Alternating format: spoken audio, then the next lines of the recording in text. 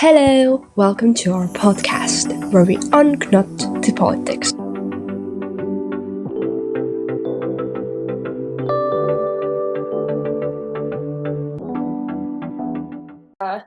Could you maybe introduce yourself a bit and talk a little Yeah. about who you are and where you have traveled? So I'm Jeremy. I'm from Hong Kong. So I have traveled in Europe, in Asia for um since my university. Uh, so I have been travel like Vietnam, Germany, Germany and um Copenhagen and some Northern European country. And recently, I have visited to the Eastern European country, and uh, which uh, which is quite inspiring because those countries have a lot of cultural difference with my hometown Hong Kong. So so this is my introduction, maybe. Yeah. Mm, but what were your initial impressions when you came to Europe, or how did it differ from your home place? Mm, so maybe I talk a little bit my background. I study in I like before I came to my working field. I study in architecture and interior design area. So my first visit to the European country is to the Germany. It's a study trip for me. So before the study trip, I was hesitant to travel in different countries because um my mother language is in Cantonese, so which is not common. So um after the travel to the Germany, I start to talk in English with people because I start to break the boundary for such a different language, but which um which is only the difference of the confidence because I hesitate to talk in English in Hong Kong. So let's talk about the culture. In Hong Kong, I think the culture is quite different. In Hong Kong, like people to talk to another people will have a lot of taboo. In Hong Kong, we still are kind of we still have a lot of Asian taboo. For example, some LGBT issue and also um some um the taboo we have a lot of taboo to compare with Western country. Um, in terms of the design and architecture, I think in Hong Kong is kind of for me it's kind of sad because we have a lot of skyscraper and landmark, but those landmark for me for the perspective of architecture student, it, um those are architecture are mostly are mainly uh economic oriented.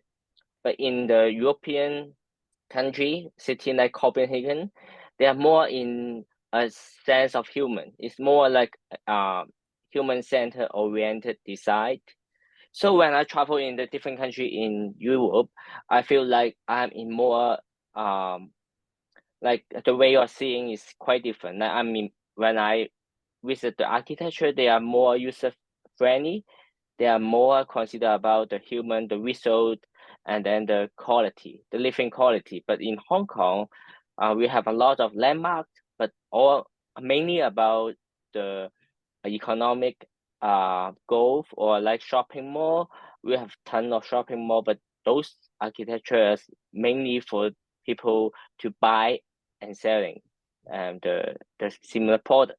But in Europe, I can see a lot of different markets, but instead of shopping mall with different product and more like culture integrated.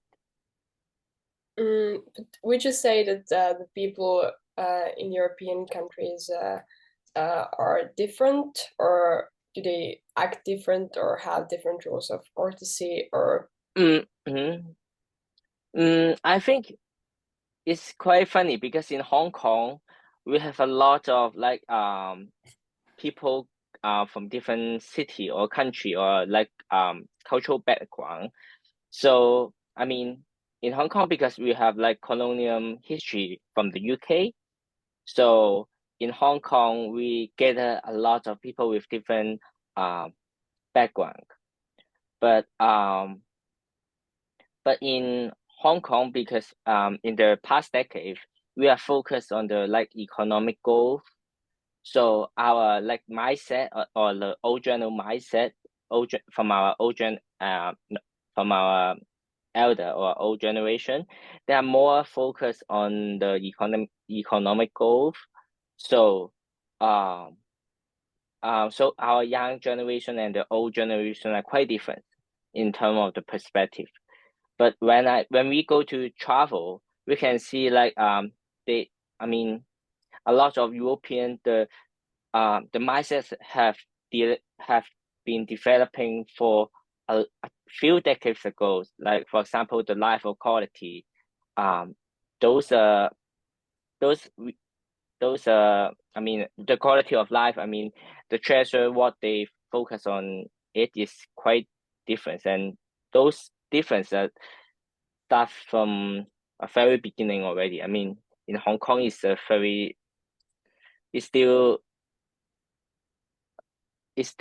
in the way, in the halfway of it. I don't know if this is answering your question. No, it was definitely answer for my question. But how easy would you say is traveling in different countries with knowing only English, or do locals communicate easily in English, or did you have some troubles communicating? I think I think communicating in different countries, I think because I can only speak in Cantonese and English. So I think English is not a big problem in traveling most of the country, because like um I'm not a well English speaker, but when I go to the hostel, I can see a lot of people from uh different area from the world. Like they sometimes some of them they cannot complete the sentence even in English, but we can still communicate. For example, from the people from US or Africa or from Hong Kong, we can still communicate. But our common language is English, but maybe we cannot speak in very fluent way. But we can, because of that difference, we can communicate even more, because we can elaborate more in English. We can use a longer sentence structure. So in by that means we can use more thing to describe what we have gone through in the day of visit. So I think those different in the language kind of helping us to communicate or understand more cultural difference, because um because for example, in when I travel in Germany, people mainly speak in German, but I don't speak any German.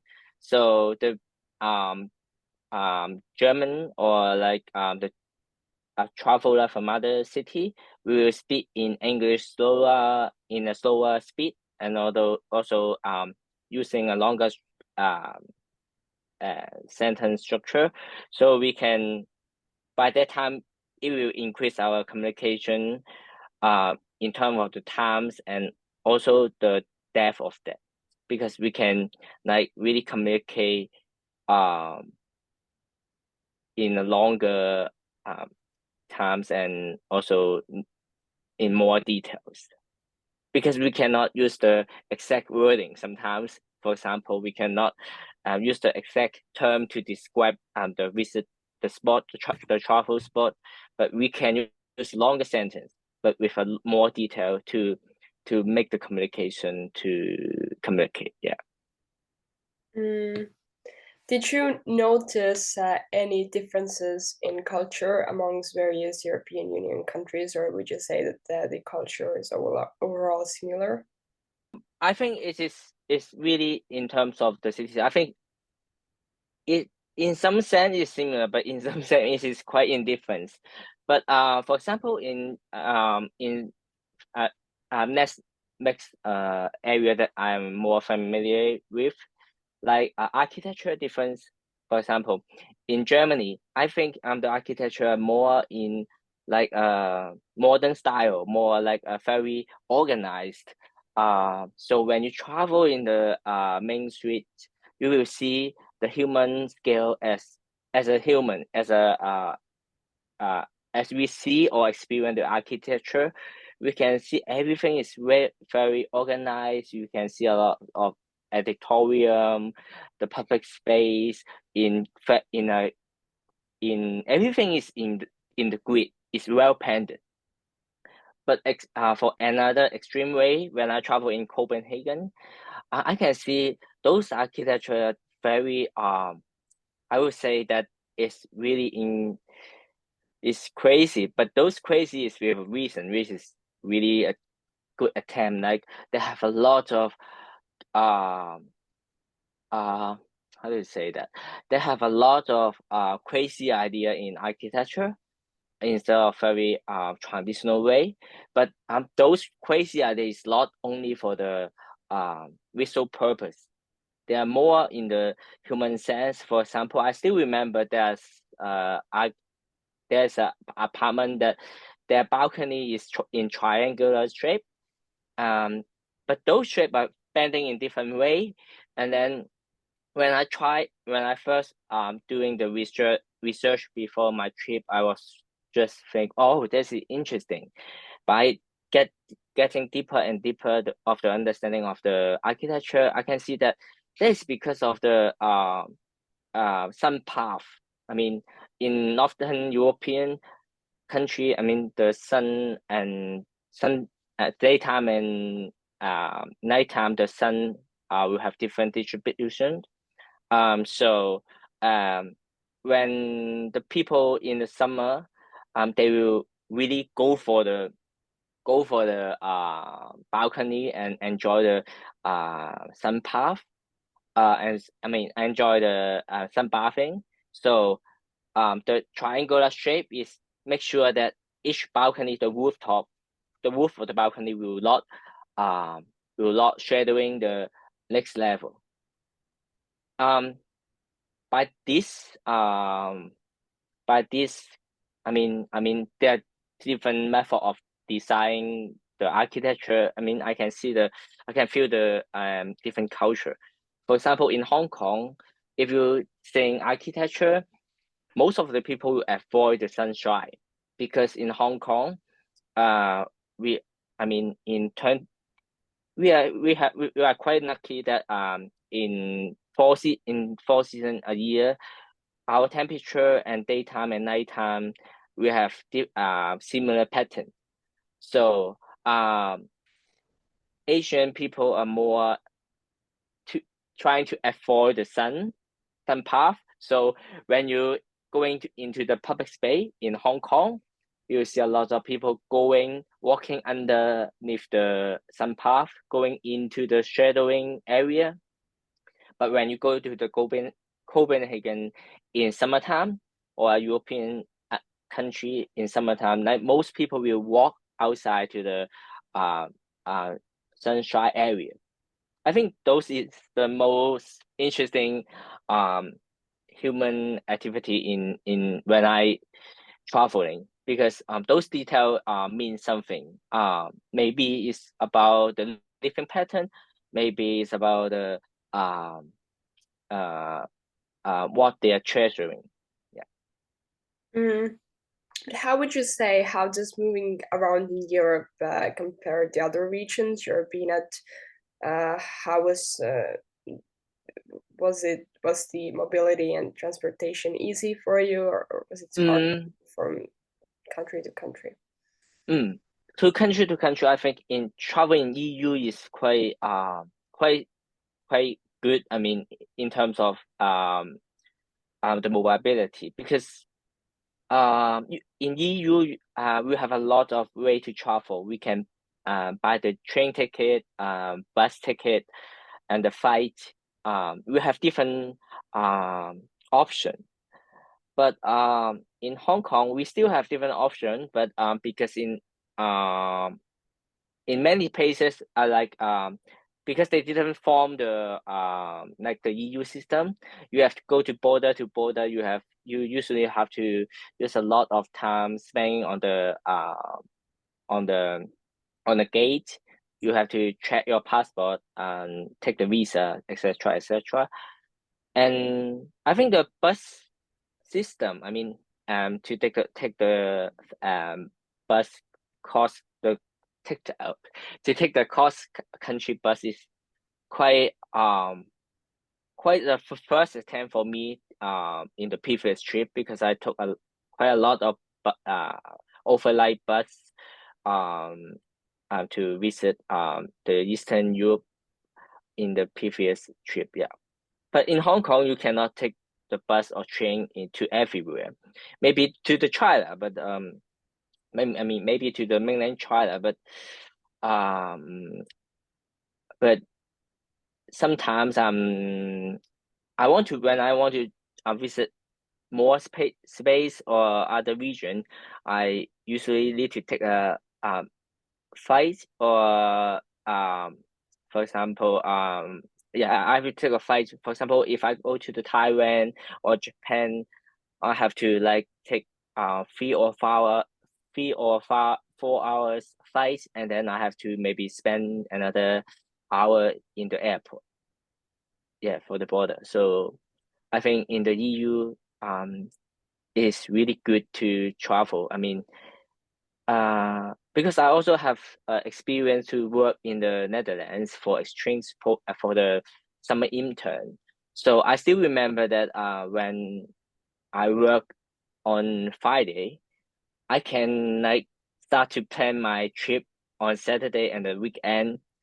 From the Netherlands to the Belgium, like by the train, and then go back um from Belgium to Netherlands on Mondays, also by the train. But it is kind of impossible in Hong Kong. I mean, the closest uh region we can go to visit is mainly Taiwan or Japan. It also took like 3 or 4 days trip for us.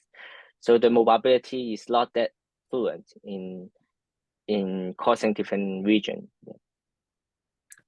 Maybe one of my last questions would be, what was your favorite European Union country that you have been at?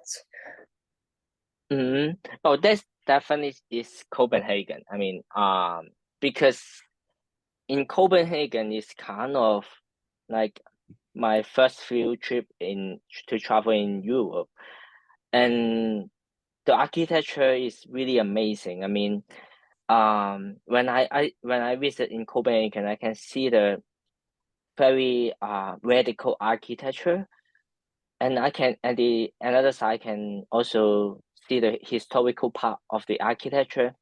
But a lot of country will like make the separation between, I mean, I can see the difference between the old and new, but in Copenhagen I can see how they merge integrate the new part of the architecture, the new perspective, and also in the same time link with the old soul of the city. So I think Copenhagen is my favorite city. Also, yeah, they have a very good bike system. They have a good policy in terms of living standard, in terms of the fairness between different groups of people. So I think, yeah, if I have a chance to live or like stay a longer time in a city, I definitely will choose Copenhagen. Yeah, this is the best place I have ever been so far. Yeah.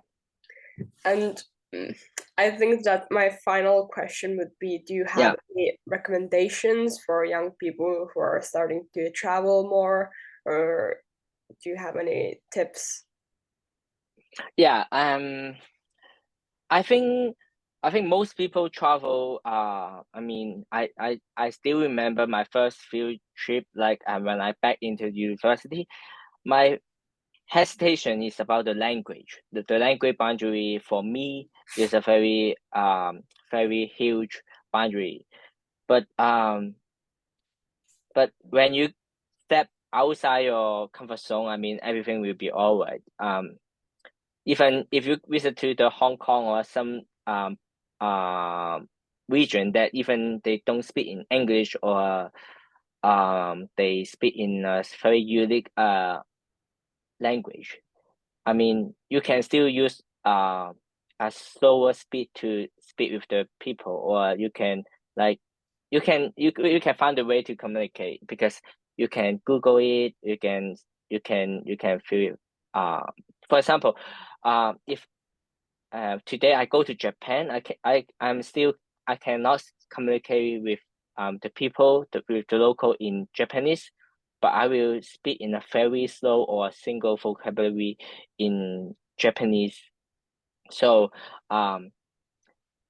this is I mean the language boundary maybe is a concern, but also it is not a concern after you travel few country that at the beginning you are not so familiar with. You can at the fair oh sorry at the very beginning you may not familiar with, but at the end you will gain something from it. I mean, yeah, forget about the language is the key point, I think. Yeah. But thank you so much, Jeremy, for coming today and answering to my questions. You're And welcome. our podcast was really glad to have you.